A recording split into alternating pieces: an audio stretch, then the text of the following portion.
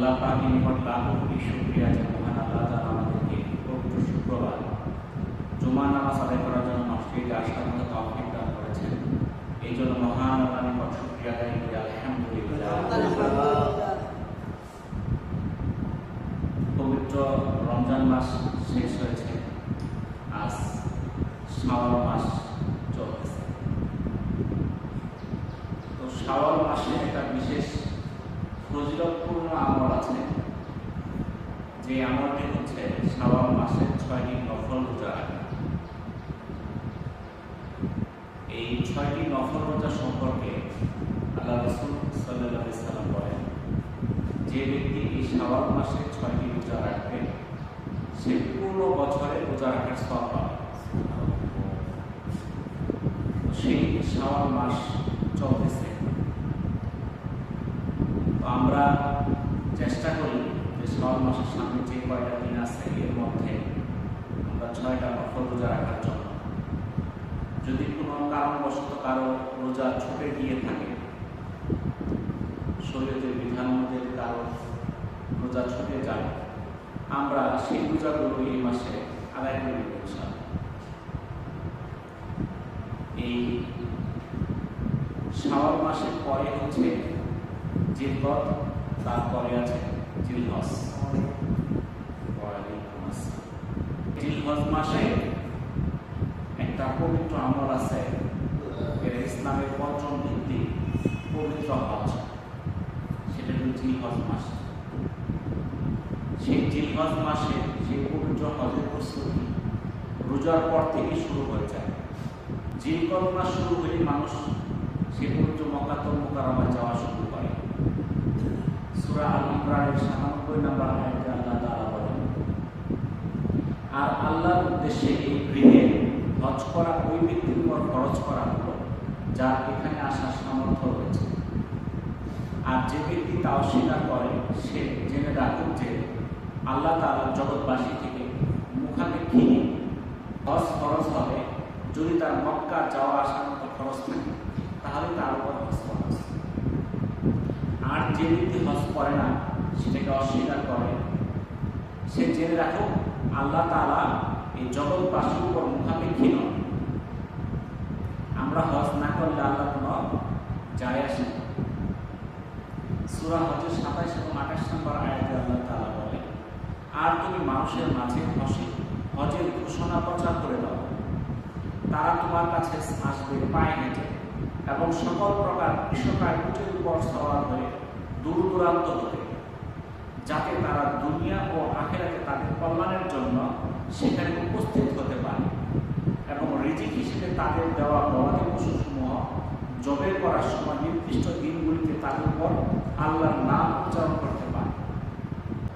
হযরত ওমর রাদিয়াল্লাহু তাআলা থেকে বর্ণিত, রাসূলুল্লাহ সাল্লাল্লাহু আলাইহি সাল্লাম বলেন, ইসলাম ৫টি স্তম্ভের উপর প্রতিষ্ঠিত। ১ নাম্বার, তাওহীদ ও রিসালাতের সাক্ষ্য দেওয়া যে আল্লাহ ছাড়া কোনো উপাস্য নাই এবং হযরত মুহাম্মদ সাল্লাল্লাহু আলাইহি সাল্লাম আল্লাহ তাআলার বান্দা ও রাসূল। আমরা যেটা বলি কালেমা, কালেমা শুধু আমরা মুখ দিয়ে আমরা বললাম, এটাই যথেষ্ট না। তাওহীদ এবং রিসালাতের সাক্ষ্য প্রদান করা আল্লাহ ছাড়া কোনো মাবুদ নাই আর হযরত মুহাম্মদ সাল্লাল্লাহু আলাইহি সাল্লাম আল্লাহ তাআলার প্রেরিত বান্দা ও রাসূল। ২ নাম্বার, সালাত কায়েম করা। এই যে আমরা জুমার নামাজ আদায় করতে আসছি, সালাতকে এটা কিন্তু বলা হয় না সালাত পড়ো, সালাত কি করতে বলা হয়েছে? কায়েম করো। কায়েম করার অর্থ হচ্ছে নিজে আদায় করতে হবে, নিজের পরিবার লোকজন এলাকাবাসী সকলকে নিয়ে এই নামাজে আসতে হবে। এটি হলো কায়েম করা, প্রতিষ্ঠিত করা। ৩ নাম্বার বিধি হলো যাকাত প্রদান করা। যাদের উপর নিসাব পরিমাণ সম্পদ ১ বছর অতিক্রম করে তাদের যাকাত দেওয়া কি? ৪ নাম্বার হচ্ছে হজ সম্পাদন করা। ৫ নাম্বার রমজানের সিয়াম পালন করা। এই ৫টা হচ্ছে ইসলামের ভিত্তি। যদি ইসলামকে আমরা সুপ্রতিষ্ঠিত করতে চাই তাহলে ৫টা ভিত্তিকে আমার আঁকড়ায় ধরতে হবে। এটা একটা তাঁবুর মতো তুলনা করা হয়েছে। তাঁবুর মাঝখানে একটা খুঁটি থাকে, তার চারপাশে ৪টা খুঁটি থাকে। এই সবগুলো খুঁটি থাকলে তাঁবুটা সুন্দর হয়ে থাকে। একটা খুঁটি সরাই দেওয়া হয় তাহলে তাবুকটা সঠিক থাকে। ইবনে আব্বাস রাদিয়াল্লাহু তাআলা আনহু থেকে বর্ণিত, রাসূলুল্লাহ সাল্লাল্লাহু আলাইহি সাল্লাম বলেছেন, যে ব্যক্তি হজের সংকল্প করল সে যেন তা অবিলম্বে আদায় করে। কারণ মানুষ কখন অসুস্থ হয়ে যায়, কখন প্রয়োজনীয় জিনিস তার সামানা বিলুপ্ত হয়ে যায়, কখন অপরিহার্য প্রয়োজন তার সামনে চলে আসে। ইবনে মাজাহ 2888, সুনানে আবু দাউদ 1732 নম্বর হাদিস। অর্থাৎ যদি কেউ হজের নিয়ত করে সে যেন দ্রুত তা আদায় করে, কারণ সে অসুস্থ হয়ে যেতে পারে। তার যে হজের যে সামানা জরুরি প্রয়োজনীয় অর্থ সম্পদ এটা ফুরাইও যেতে পারে, জরুরি কোনো প্রয়োজনীয়তার সামনে এসে পড়তে পারে। হজ করে তার কি লাগে? আবু হুরায়রা রাদিয়াল্লাহু তাআলা আনহু থেকে বর্ণিত, তিনি বলেন, রাসূলুল্লাহ সাল্লাল্লাহু আলাইহি সাল্লাম বলেছেন, যে ব্যক্তি আল্লাহর উদ্দেশ্যে হজ করেছে, যার মধ্যে সে অশ্লীল কথা বলেনি এবং অশ্লীল কার্য করেনি, সে হজ হতে সেদিনের ন্যায় নিষ্পাপ অবস্থায় ফিরবে যেদিন তার মা তাকে প্রসব করেছে। এটা সহিহ বুখারী 1521 নম্বর হাদিস। মানুষ যখন জন্মগ্রহণ করে তখন তার কোনো পাপ থাকে না, তার কোনো গুনাহ থাকে না। এরকম ভাবে যে আল্লাহর উদ্দেশ্যে হজ করবে, সে হজের মধ্যে কোনো অশ্লীল কার্যকলাপ ঘটাবে না, সে এমন নিষ্পাপভাবে বাড়িতে ফিরবে যেইভাবে নিষ্পাপ অবস্থায় তার মা তাকে জন্ম দিয়েছিল। আবু হুরায়রা রাদিয়াল্লাহু তাআলা আনহু থেকে বর্ণিত, রাসূলুল্লাহ সাল্লাল্লাহু আলাইহি সাল্লাম বলেছেন, এক টুকরা অপর টুকরা পর্যন্ত সময়ে সগীরা গুনাহের কাফারা শুরু, আর জান্নাতি হলো কবুল হজের একমাত্র প্রতিদান। ইবনু সামাশা আল মাহরি রাহিমাহুল্লাহ থেকে বর্ণিত, তিনি বলেন, আমরা আমর ইবনে আস রাদিয়াল্লাহু তাআলা আনহুর মুমূর্ষ অবস্থায় তাকে দেখতে উপস্থিত হলাম। তখন তিনি দীর্ঘ সময় ধরে কাঁদতেন এবং দেয়ালের দিকে মুখ ফিরিয়ে রাখলেন।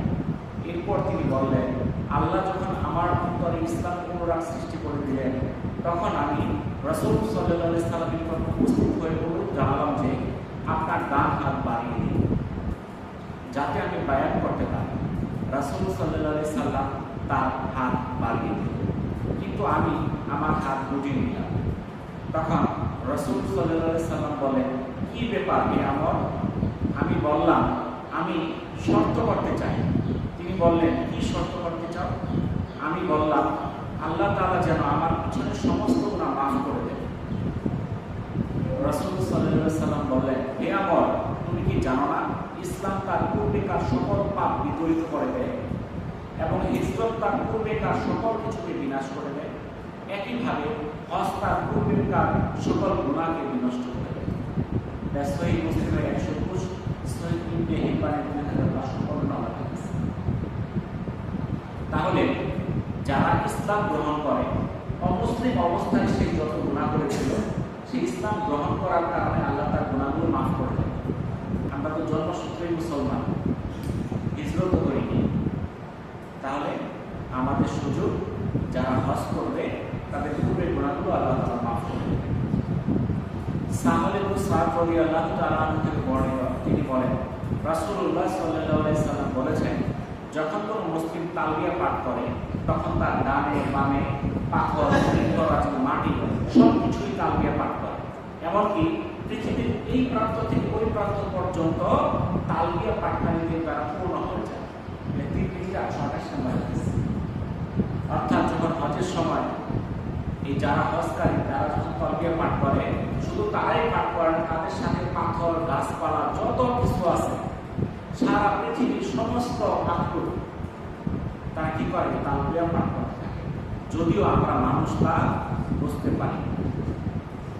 অনেকেই মনে করে হজ করলে আমরা গরিব হয়ে যাব, হজ করতে অনেক টাকা লাগে, 6-7 লক্ষ টাকা লাগে, এই টাকা দিয়ে তুমি গরিব হয়ে যাবে, এরকম মনে করে।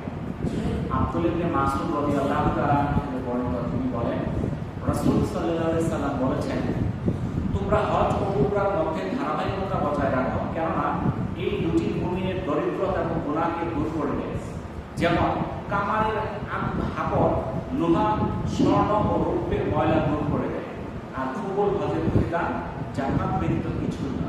এটা তিরমিজির 810 নম্বরের হাদিস। অর্থাৎ এই যারা হজ করে তাদের দুইটা জিনিসকে আল্লাহ তারা দূর করে দেয়, একটা হলো দারিদ্রতা আর হলো গুনাহ। কিন্তু আমরা মনে করি হজ করলে গরিব হয়ে যাবো, আমার টাকা শেষ হয়ে যাবে।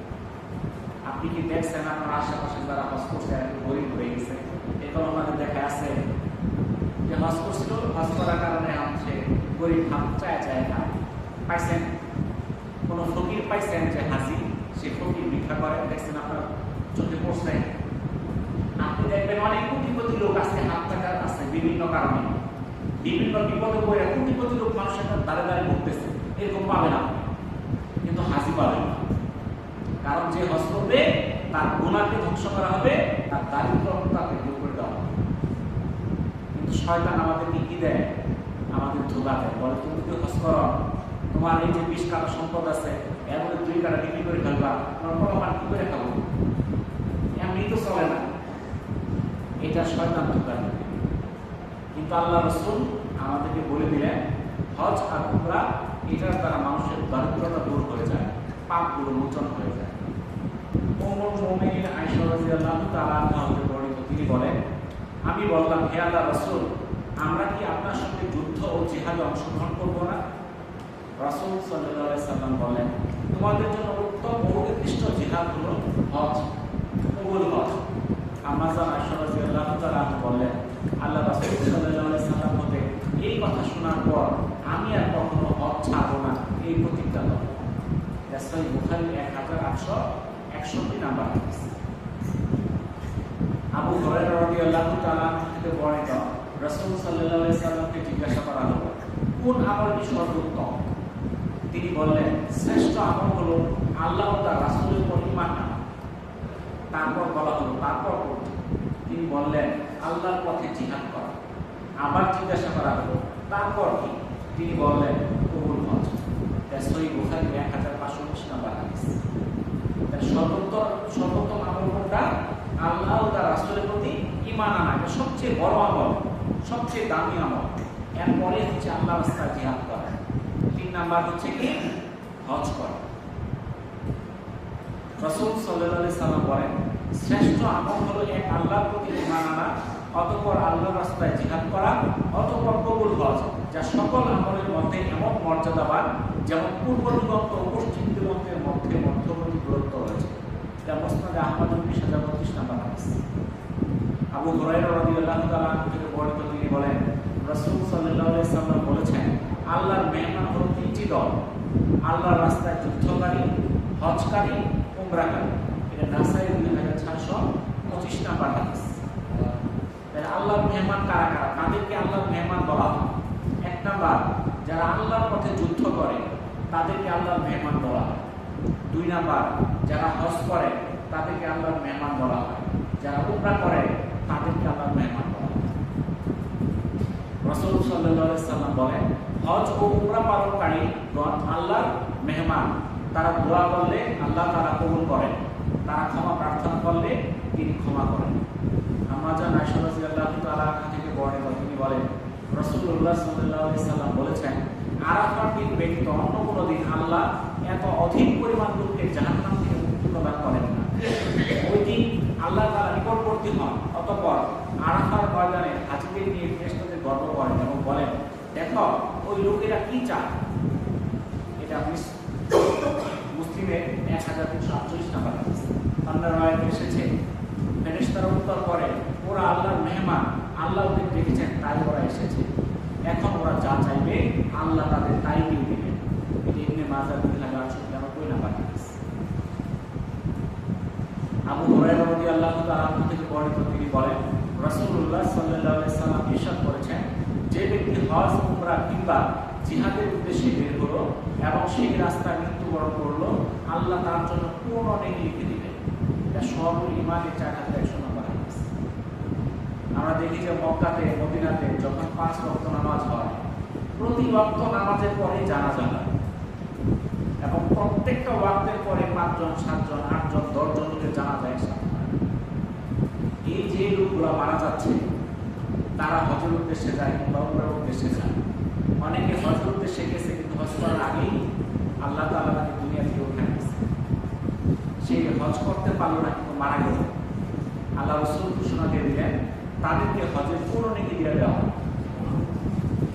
আব্বাস রাদিয়াল্লাহু তাআলা থেকে বর্ণিত, তিনি বলেন এক ব্যক্তি আল্লাহ রাসূল সাল্লাল্লাহু আলাইহি সাল্লামের সাথে আরাফাতে অবস্থানকালে অকস্মাৎ সে তার সওয়ারি হতে পড়ে গেল এবং এতে তার ঘাড় ভটকে গেল এবং সে মারা গেল। তখন রাসূল সাল্লাল্লাহু আলাইহি সাল্লাম তাকে বললেন, সাহাবীদেরকে বললেন, তাকে বরই পাতা সহ পানি দিয়ে তাকে কি করাও, গোসল করাও এবং 2 কাপড়ে তাকে কাফন করাও। তার শরীরে কোনো সুগন্ধি লাগাবে না এবং তার মস্তকে মাথাকে অনাবৃত রাখো, কেননা আল্লাহ তাআলা কিয়ামতের দিন তাকে তালবিয়া পাঠ অবস্থায় উপস্থিত করবেন। সহিহ বুখারী 1266 নম্বর হাদিস। অর্থাৎ যে ব্যক্তিটা ইহরাম অবস্থায় মারা যায়, মক্কা মদিনায় যে লাশগুলো জানাজা হয়, কিছু কিছু লাশের দেখা যাবে মাথা খোলা, মাথাটা ঢাকা নাই। অর্থাৎ যেই ব্যক্তিরা ইহরাম করা অবস্থায় 2টা কাপড় সাদা কাপড় পরা অবস্থায় মারা যায়, তাদের দাফন করা হলে তাদের শরীরে কোনো সুগন্ধি লাগাবে না, তাদের মাথাটাও ঢাকবে না, মাথা খোলা অবস্থায় তাদের জানাজা হবে, মাথা খোলা অবস্থায় তাকে দাফন করবে মাটিতে। কি জন্য? কারণ ইহরাম অবস্থায় মাথা ঢাকা নিষেধ। সে ইহরাম অবস্থায় আছে, যখন আল্লাহ তাআলা নির্দেশে ইসরাফিল আলাইহিস সালাম সেকে ফুঁক দিবেন, তখন সেই ব্যক্তি যখন সেই মাটি থেকে কবর থেকে উঠবে, তখন সে তালবিয়া পাঠ করতে করতে এগিয়ে যাবে। কত বড় ফায়দা! ইবনে ওমর রাদিয়াল্লাহু তাআলা থেকে বর্ণিত, তিনি বলেন রাসূলুল্লাহ সাল্লাল্লাহু আলাইহি সাল্লামকে বলতে শুনেছি, যে ব্যক্তি বাইতুল্লাহ সাতটি তাওয়াফ করবে, এই সময় প্রতি পদক্ষেপে আল্লাহ তার জন্য একটি করে নেকি লিখেন, একটি করে গুনাহ বিদূরিত করেন এবং 1 গুণ মর্যাদা বৃদ্ধি করেন। এটা সহিহ ইবনে হিব্বান 6399 নম্বর হাদিস। কাবা ঘরকে তাওয়াফ করতে গেলে বর্তমানে 7টা চক্কর দিতে গেলে 7 কিলোমিটার মতো হাঁটতে হয়। তাহলে 7 কিলোমিটার হাঁটলে তার কতগুলো পা পড়ছে হিসাব করে দেখেন। এতগুলো গুনাহ মাফ, এতগুলো নেকি দেওয়া হবে, এত গুণ মর্যাদা বৃদ্ধি করা হবে। ইবনে ওমর রাদিয়াল্লাহু তাআলা থেকে বর্ণিত, একদা তিনি বলেন, আমরা রাসূল সাল্লাল্লাহু আলাইহি সাল্লামের সাথে মিনার মসজিদে বসা ছিলাম। মিনাতে একটা মসজিদ আছে, নাম হলো মসজিদ আল খায়েফ। এই মসজিদ আল খায়েফ এমন একটা মসজিদ যার নিকটে প্রায় 70 জন নবীর কবর আছে। সেই মিনার মসজিদে আল্লাহ রাসূল বসা ছিলেন। এই সময় এক আনসার ও একজন সাকিব পুত্র এক লোক সালাম দিল, অতঃপর বিভিন্ন প্রশ্ন করল। তাদের জবাবে রাসূল সাল্লাল্লাহু আলাইহি সাল্লাম বললেন, তুমি যখন বাইতুল্লাহ এর তাওয়াফের উদ্দেশ্যে বের হও, তোমার এবং তোমার পুত্রের প্রতিটি পদক্ষেপে আল্লাহ তার জন্য একটি করে নেকি লিখেন এবং তোমার থেকে একটি গুনাহ মিটিয়ে দেন। তাওয়াফের পর তোমরা 2 রাকাত সালাত আদায় করো, যা বনী ইসরাঈল গোত্রে একটি গোলাম আজাদ করার সমতুল্য। এরপর সাফা মারওয়ায় সাই করা 70টি গোলাম আজাদ করার সমতুল্য। তোমরা সন্ধ্যায় আরাফায় অবস্থান করো। ওই দিন আল্লাহ তাআলা প্রথম আকাশে নেমে আসেন এবং ফেরেশতাদের সামনে গর্ব করে বলেন, আমার বান্দারা দূর দূরান্ত হতে এলোমেলো হয়ে আমার নিকট এসেছে, তারা আমার রহমতের প্রত্যাশা করে। যদি তোমাদের গুনাহ বালির পরিমাণ বা বৃষ্টির ফোঁটা বা সমুদ্রের ফেনার পরিমাণ হয়, তা আমি ক্ষমা করে দেব। হে আমার বান্দারা, তোমরা কল্যাণের দিকে ধাবিত হও। তোমাদের জন্য ক্ষমা রয়েছে, তাদের জন্য রয়েছে ক্ষমা যাদের জন্য তোমরা সুপারিশ করবে। আর তোমার প্রতিটি নিক্ষিপ্ত অঙ্কর যা তুমি নিক্ষেপ করো, যা ধ্বংসাত্মক আমলের জন্য কাফারা শুরু। আর তোমার কুরবানিটি আল্লাহর নিকট তোমার জন্য ভান্ডার। আর তোমার মাথা মুন্ডল, যার প্রতিটি চুলের বিনিময়ে তোমার জন্য রয়েছে নেকি এবং এর মাধ্যমে তোমার প্রতিটি চুলের বিনিময়ে গুনাহ বিদূরিত হবে। আর তোমার বাইতুল্লাহর বিদায়ী তওয়াফ যেটি তুমি করবে, এতে তোমার গুনাহ থাকবে না। ফেরেশতা এসে তোমার কাঁধে হাত রেখে বলবে, ভবিষ্যতের জন্য তুমি আমল করে থাকো, কারণ তোমার অতীতের সকল গুনাহ ক্ষমা করে দেওয়া হয়েছে। এই আত-তারগীবের 1112 নম্বর হাদিস। তো এখানে যে কথাগুলো আসছে, এটা কিন্তু বড় হজের কথা। কারণ বড় হজের মধ্যে আরাফায় অবস্থান করতে হয়, বড় হজের মধ্যে কোরবানি নিক্ষেপ করতে হয়, বড় হজের মধ্যে কুরবানি দিতে হয়। কিন্তু বর্তমানে আমাদের দেশ থেকে উমরার হাজির সংখ্যা অনেক বেশি, বড় হজের হাজির সংখ্যা খুবই কম। যদি কারো হজ খরচ হয়ে থাকে, হজ না করে সে 100 বার উমরা করে, তার উমরার কোনো নাই। কিরকম? যেমন আমাদের হাঁটু থেকে নাভি পর্যন্ত কাপড় পরিধান করা খরচ, টুপি মাথায় দেওয়া কি সুন্নাত। তাহলে আগে আমার কি ফরজ থাকতে হবে না, তারপর কি সুন্নাত আদায় করতে হবে। আমি যদি ফরজকে খোলা রাখা টুপি মাথায় দিই, মানুষ তো আমাকে পাগল ডাকবে। এরকম ভাবে যার উপর হজ ফরজ হয়েছে সে যদি ফরজ হজ না করে সেই নিকটে থেকে উমরা করতে থাকে, তার কোনো ফায়দা হবে না। এই জন্য যাদের উপর হজ ফরজ হয়েছে তাদের হজ আগে করতে হবে। হজ যখন একবার করে ফেলবে তার উপর হজ করা ফরজ না, তখন সে বারবার উমরা করবে, তার বারবার হজ করার দরকার। কিন্তু দেখা যায় আমরা চিন্তা করে দেখি, আমরা 1-1.5 লক্ষ টাকা হইলে হজ উমরা করতে পারি, কিন্তু হজ করতে লাগে 5-6 লক্ষ টাকা।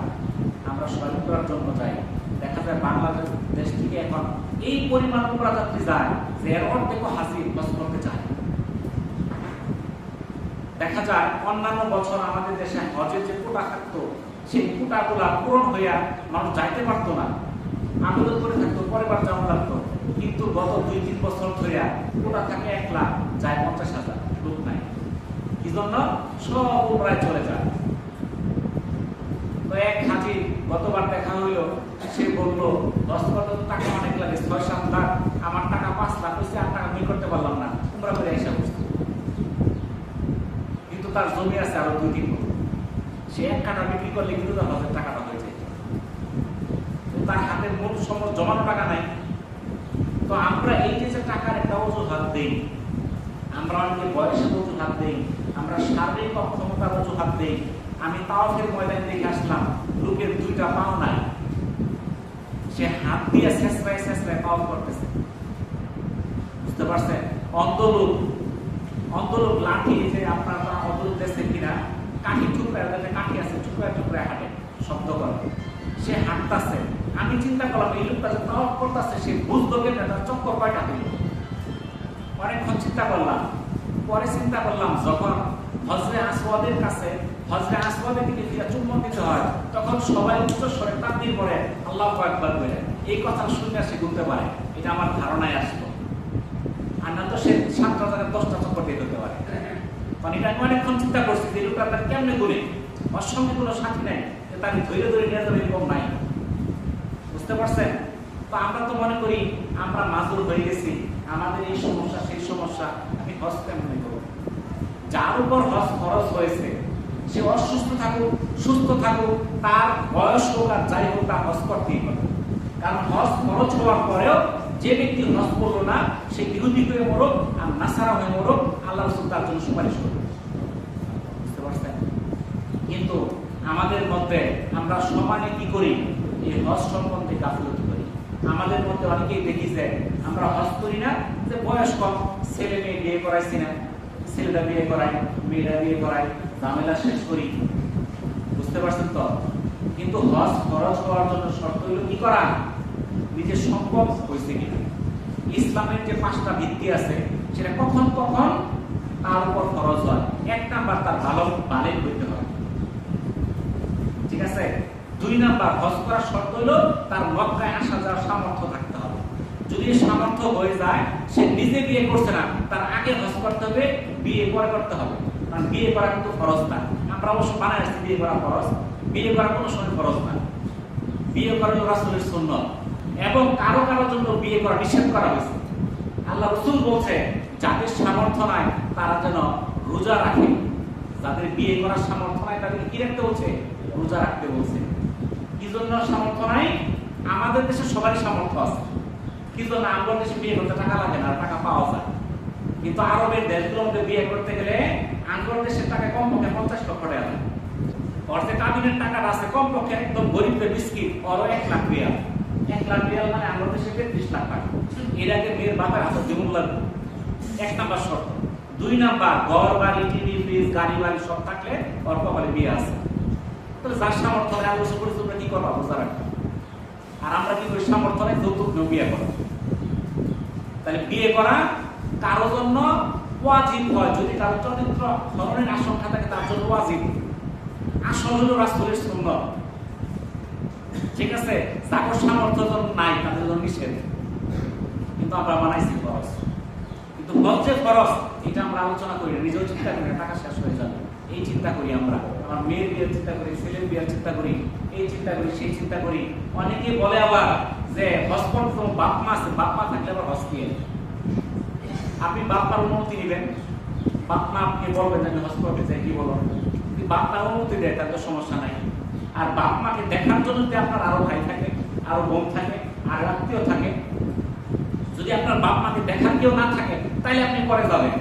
কিন্তু আপনার দেখার গ্রুপ আছে, আপনি সারা বছর ঢাকা চাকরি করেন, একদিনও খুঁজলেন না, হজের খবর 15 দিন 20 দিন, আপনি এখন চিন্তা হলেন আমি আমার বাপ মা কেমনে যাবো। সারা বছর বিদেশ চাকরি করতেছেন, বাপ মা খুঁজলেন না, হজের কথা বাপ আছে কেমনে যাবো। বুঝতে পারলেন তো? তাহলে বাপ মা থাকলে যদি আপনার সম্পদ থাকে আপনার হজ করতে হবে, বাপের হজ করতে হবে না। বাপের থাকলে বাপে করবে, দাদার থাকলে দাদার করবে, সম্পদ যার আছে সে হজ করবে। বুঝা গেল? তো এখন আমাদের মধ্যে দেখা যায় জমি আছে 1 কোটি 2 কোটি, এখন তো আমার তো টিয়া নেই, হজ করবো কেমন, 1 কোটি দিয়ে তো চলে না। কিন্তু যেই সম্পদ আপনাকে 1 কোটি দিয়ে আল্লাহ চালা দিচ্ছে, 2 কাটা কম থাকলে দিয়ে আল্লাহ তাআলা চালাতে পারে। এই বিশ্বাস যদি থাকে, হজের শর্ত হলো মক্কায় আসা যাওয়ার খরচ, আপনি থাকবেন যে কয়দিন, এই কয়দিন বাইরে খাবার রাখা যাওয়া, এটি আপনার জন্য হলো খরচ। ওই হিসেবে 10 কাটা থাকলে তার উপরে হজ খরচ। বুঝা গেল? কারণ কি, আগে এক যুগ ছিল যখন হজ করতে গেলে তার 1 কোটি জমি বিক্রি করতে হয়েছে। বুঝতে পারছেন? 1 কোটি, কমপক্ষে 1 কোটি বিক্রি করতে হয়েছে। আমার দাদা 1 কোটি জমি বিক্রি করছে। আর এখন বর্তমানে যারা হজ করতে যায় 2 কাটা, সর্বোচ্চ 3 কাটা বিক্রি করলে 1000 টাকা হয়েছে। এখন আর 1 কোটি বিক্রি করতে হয় না। এমন জমি আছে 1 কাটা বিক্রি করলে চলে, কারো কারো আছে 1% বিক্রি করলে হজ হয়।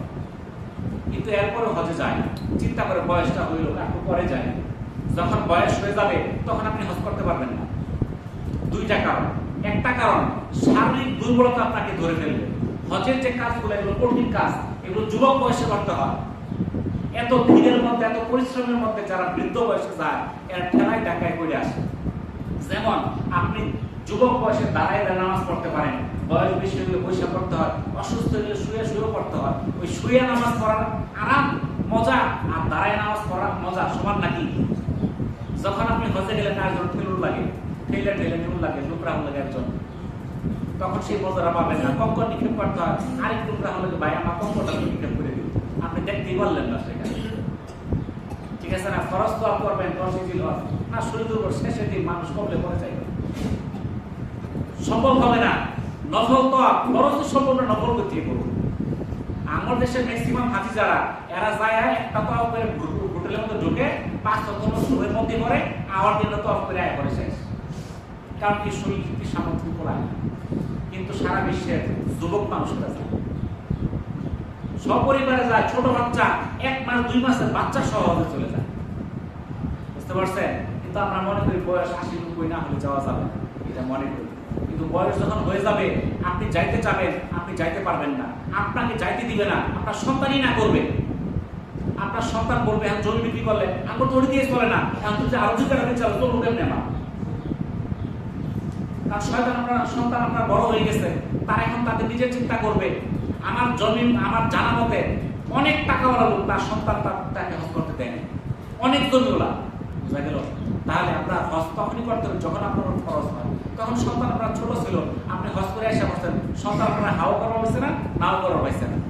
যখন আপনার বয়স শেষ বয়স হয়েছে, তখন সন্তান উপরে হক, ওই জমির উপরে হক এসে বসে সন্তানের, তখন সন্তানের অনুমতি দিতে হয় যে ছেলে মেয়ে আমি হজ কি করতাম না। কি বলেন? আমাদের দেশে হজ না করার সবচেয়ে বড় কারণ হলো আমরা চিন্তা করি শেষ বয়সে হজ করা। আবার চিন্তা করি সুদ খাবো, ঘুষ খাবো, চুরি করবো, ওজনে কম দিব, আগে হজ করতে হজটা নাম যেত না, তাহলে চুরি করবো পাইতাম না। মানুষের সামনে যে শয়তানিটা করি, এই শয়তানি তো করুন যেত না, এই চিন্তা করে আমরা হজ করি। তো হজের উদ্দেশ্য তো আমার মধ্যে যে মন্দ কাজগুলো আছে এগুলো ছেড়ে দেওয়া। আমি চিন্তা করলাম আমি 80 বছর বয়সে হজ করবো, ওই পর্যন্ত আমার হায়াত আছে কিনা এটাকে আমি জানি নাকি, আমি যে আগামীকালকে বাঁচবো এর কোনো নিশ্চয়তা আছে? তাহলে আমার যখন হজ করা হবে, আমার যখন সেই পরিমাণ সম্পদ হয়ে যাবে, তখন আমার বয়স যাই হোক না কেন আমার হজ করতে হবে। সেটাই হলো আল্লাহর বিধান। আমরা সেই চেষ্টাগুলো করতে থাকি, করার চেষ্টা করি। তো যাই হোক, এটা হচ্ছে শাওয়াল মাস। শাওয়াল একটা বড় আমল হচ্ছে শাওয়াল মাসে 6টা নফল রোজা রাখা। এই 6টা নফল রোজা যে রাখবে সে সারা বছর রোজা রাখার সওয়াব পাবে। এই জন্য এই শাওয়াল মাস চলতেছে, অলরেডি 5-7 দিন চলে গেছে, আর 3টা সপ্তাহ আছে। আমরা চেষ্টা করি এই 6টা নফল রোজা রাখার জন্য, এবং বাড়িতে যায় বলি যে 6টা নফল রোজা রাখলে অনেক ফজিলত আছে। তারা যদি রাখে, আপনি দাওয়াত দিলেন, এই দাওয়াতের কারণেও নেকি পাবেন। যদি কারো কোনো কারণবশত রোজা ছুটে গিয়ে থাকে, সেই রোজাগুলো এই মাসে করে নেবেন। শরীয়ত সম্মত কারণে অনেক রোজা ছুটে যায়, এরকম সফরকালীন সময়, শারীরিক অসুস্থতাকালীন সময় কোনো কারণে রোজা ভাঙলে সেই রোজাগুলো আমরা এই শাওয়াল মাসে করে ফেলার চেষ্টা করি। আল্লাহ তাআলা আমাকে তৌফিক দান করুন। ওয়া আখিরু দাওয়ানা আলহামদুলিল্লাহি রাব্বিল আলামিন। আসসালামু আলাইকুম ওয়া রাহমাতুল্লাহি ওয়া বারাকাতুহু।